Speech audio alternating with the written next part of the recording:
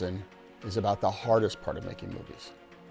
And the hardest part of making movies isn't the hard work, it's not the late hours, it's not the mental chess games you have to play, it's not dealing with difficult actors. The hardest part of making a movie, and it's really the catalyst for getting a movie done, is simply finding the money.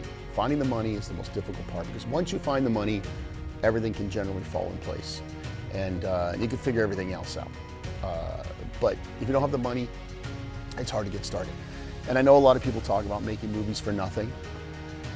Sure, if you do every single job, you can make a movie for nothing.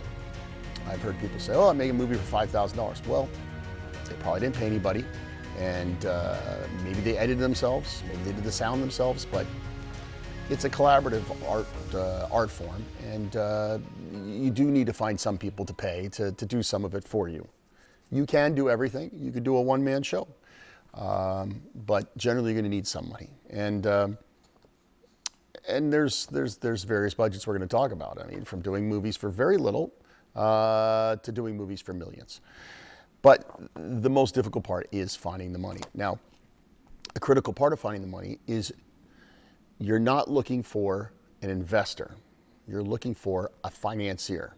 An investor is looking for a return on investment, or what we call an ROI. You can't promise a return on investment on a film. Films are one of the most risky investments you could ever get involved in. There is no guarantee whatsoever. So you're looking for someone who has an ulterior motive to making a movie, and that's what I just called a fancy word for the money person, is a financier. There's all sorts of financiers. There's all sorts of reasons why people put money in movies. And we're going to go through those in the first lesson, because I want to just get your brain started on how you're going to find money. Because again, my objective is to teach you filmmaking, but it's to empower you to make your own movies, not just wait for somebody to call you to do a job.